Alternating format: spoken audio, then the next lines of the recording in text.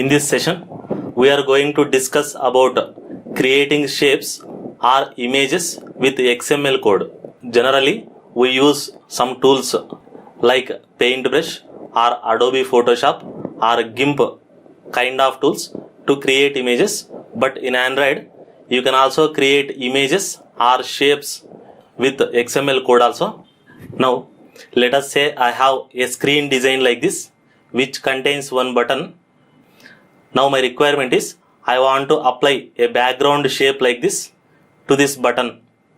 In order to apply a background shape like this for this button, there are two approaches. First approach is create an image like this either by using a paintbrush or by using some tools like Adobe Photoshop, and then copy this image. Let us say this image name is 1.png image. Then we have to copy this image into resource drawable folder, which looks like this, and then we can apply this image as a background shape to this button, for which the code looks like this. If you open this activity main XML, since this screen design contains a button, so a button tag will be there like this with width match parent and height wrap content, and probably it will have text as new button and with some ID. Now you can apply this 1.png image as a background shape to this button by using Android background property. In this background property, the value will look like this. Since this image is in the drawable folder, we should use @drawable/1 and close button tag. Once you apply this, your button will look like this. But if you remember an important point about background property, we have applied background color in RGB format. Apart from applying background color as RGB format, you can also use background property to apply image as background shape to any type of view.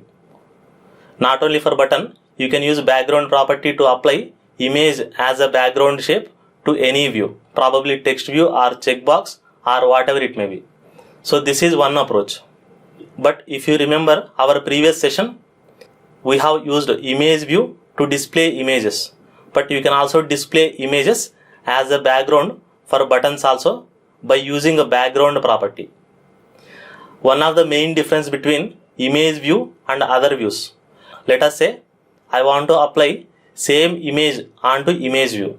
In that case, we will not use background property. We will use SRC property. Let me write that code also here so that you will understand how to apply background images to buttons and other views and how to apply images onto image views. Let us say in the same screen, I have an image view. Just example, for the same image view, I want to apply this image on that image view. So in that case, we will not use background property. We will use Android SRC property.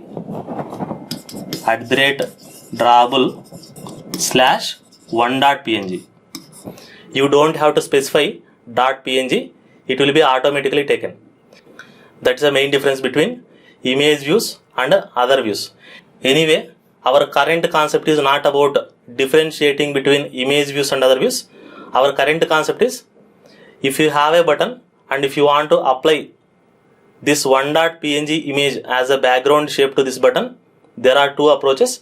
First approach is creating this image in the paintbrush or Adobe Photoshop, copy that image in the drawable folder, then apply it as background.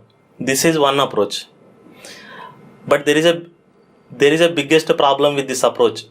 Can you guess what's the problem? Remember, more the number of predefined images you have in your application or more the number of images you have in your application size will increase. If your application size increases, automatically your final APK file size will increase. What is APK file?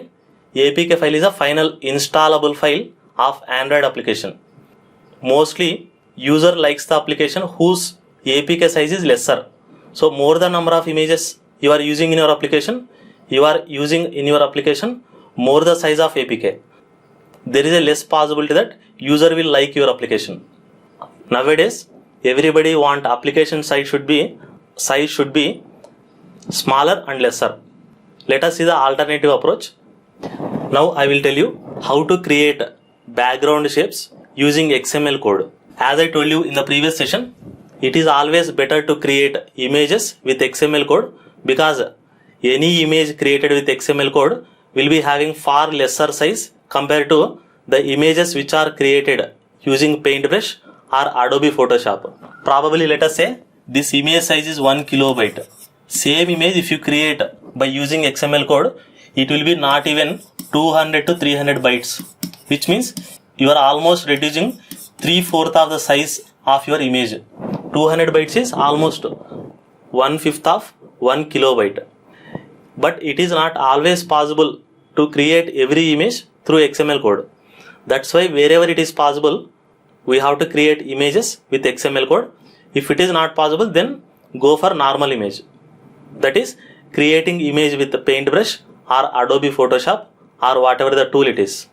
Now you may be wondering what type of images can be created by using XML code and what type of images cannot be created. It's very simple. Any image that can be created with straight lines or with circles or with ellipses or rings or rectangular boxes, these type of images can be easily created by using XML code. For example, if you observe, it is like a rectangle box, but it is a kind of curved shaped rectangle box where corners looks like slightly bent. So even you can create curved shaped rectangular boxes. In fact, you can create these type of curved shaped rectangular boxes with XML code. But let us say, for example, if you want to display a lion image cannot be framed with straight lines and rectangles. In such kind of cases, we cannot use XML code to generate that image. I hope you understood. Now I will tell you how to create these curved shaped rectangular boxes by using XML code. It's very simple. If you open your application will internally contain a folder called as resource folder. In this resource folder, there will be a drawable folder. Now what you have to do, step 1, first step, right click on the drawable folder. I am explaining the step by step process to create images with XML code. Right click, select new. There is one option called as something called as drawable resources. Select that option, which will show a pop-up window like this, where you have to give your XML file name. You don't have to specify .xml. Remember, XML file names should be starting with small letters. It should not have spaces, and XML file names cannot be numbers.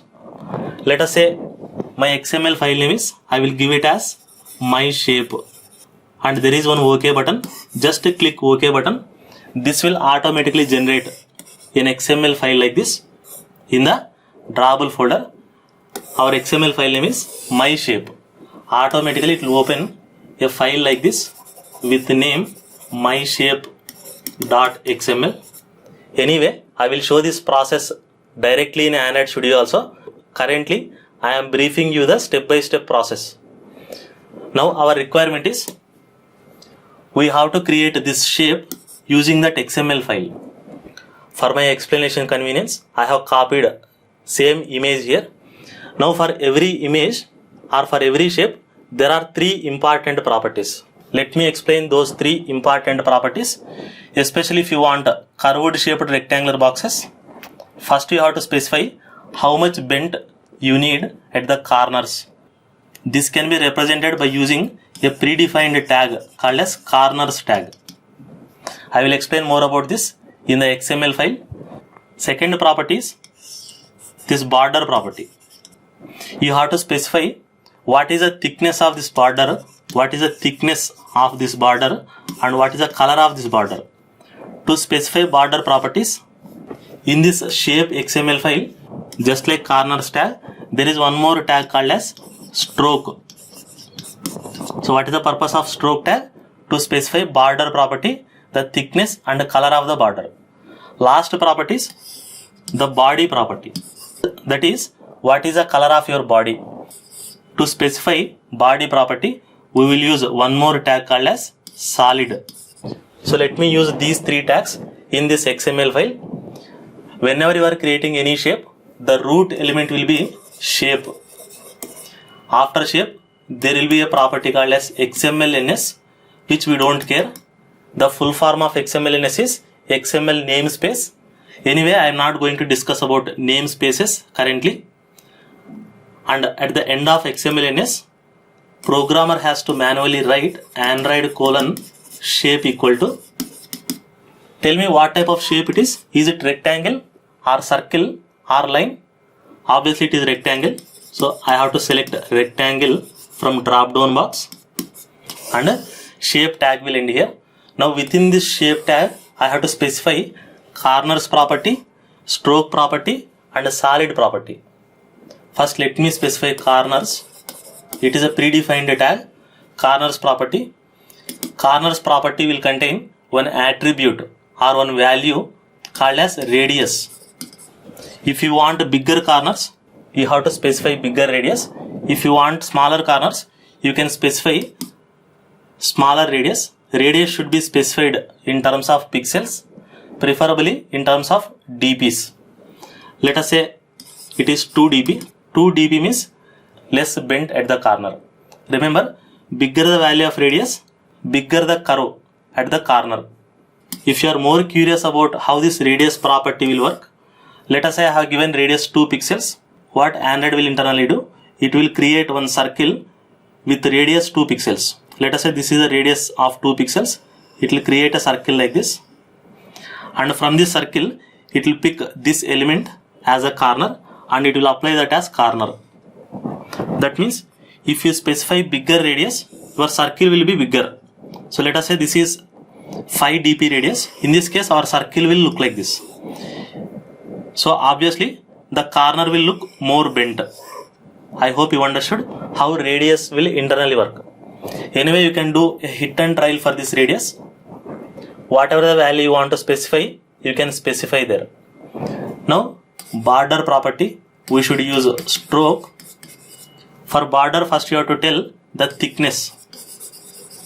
Android : thickness. These are all predefined properties. Thickness also should be specified in terms of dps or pixels. Let us say this particular thickness of the border is 2 pixels. So I will give 2 dp. Then color of the border, let us say some random color. Color should start with hash symbol. Let us say some random color. I don't know exactly the color combination of this specific color. Anyway, you can use color picker application to specify exact color here. So this is the end of border property. Now body property. For body property, I should use solid and you have to specify body color. Android : color equal to, let us say green color.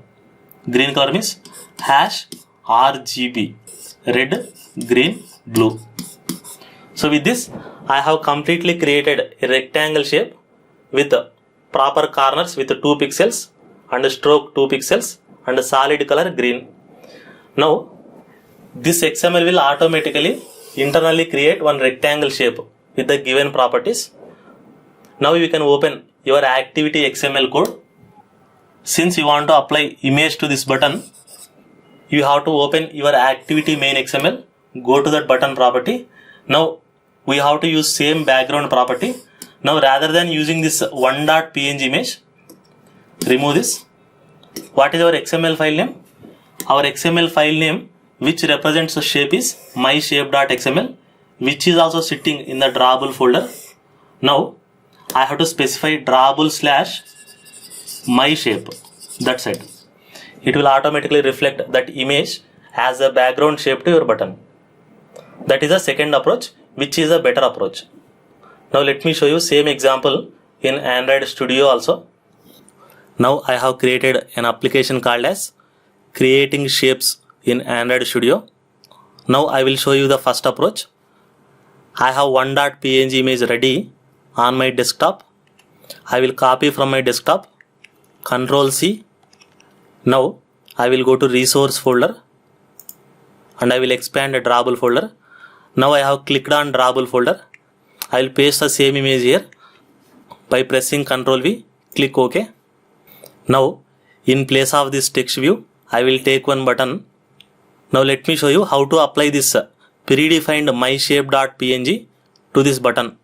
Unintentionally, even our XML file name is also myshape.xml.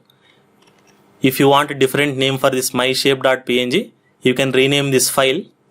In my example, I have explained that image name as one.png. You can rename this file. Right click, refactor and rename, or else you can directly use Shift F6. Due to some reason, I am unable to rename here. First, so what I will do, I will delete this file. I will rename here itself. Remember one important point, your image file names should not have capital letters. It is not allowed. Even your XML files or image file names should be only small letters. Let me give small letter. Now I will copy this, Ctrl C, and I will paste here. Now I will select this button. All the properties are available here. I will go to background property. I will give @drawable/1 and click here. It will automatically reflect. After applying a background shape, your button will look like this. As I told you, this is wrong approach because your image size may be roughly around 1 kilobyte. You can cross check the size of this image. I have opened that image. You can observe the size of image here, 916 bytes, which means almost 1 kilobyte. Now what I will do, rather than applying image like this, now I will create our own shape, step-by-step process. Right click on the drawable folder, new drawable resource file, name it as my shape. You don't have to worry about any of these properties. Just simply click OK. As I told you already, your shape.xml root element should be shape, but here it is showing as selector. You can remove it manually, and in place of this you can type here shape. Now in place of selector you can put shape manually. It will automatically change ending tag also. Now I will maximize this file. Next step is you have to go to the end of same line, that is here. Again type shape, select this option. Since we want rectangle, apply this. Now go to the next line. You can give these properties in any order. That is, you can give either stroke or solid or corners in any order. Apart from these three properties, we have some more properties like gradient, padding and size, which I will not be elaborating. If time permits, we will see this in the next sessions. For time being, I will select corners, select radius. You are not supposed to by heart all these things. It should come automatically based on your practice.